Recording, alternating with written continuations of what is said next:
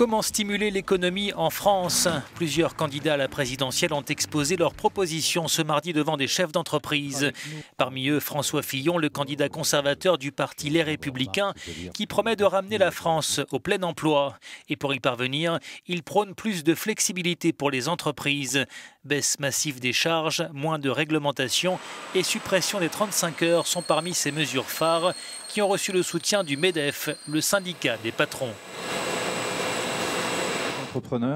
De son côté, Marine Le Pen, la dirigeante du Front National, prône une sortie de l'euro et un retour au franc. Pour la candidate du parti d'extrême droite, le retour de la croissance et de l'emploi passe inévitablement par une sortie des traités européens. À l'image du nouveau président américain, elle accorde sa priorité aux entreprises nationales, en particulier aux petites et moyennes entreprises.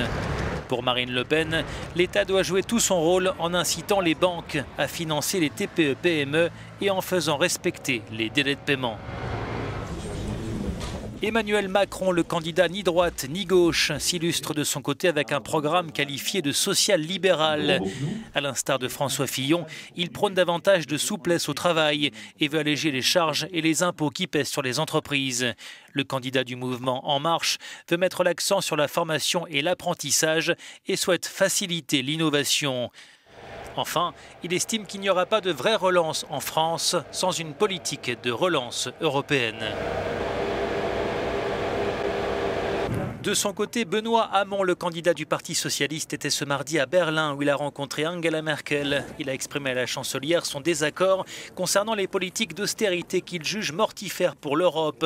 Il a également évoqué son désir de lutter contre le dumping fiscal et social. Sa mesure phare est l'instauration d'un revenu universel pour augmenter le pouvoir d'achat et faire reculer la précarité.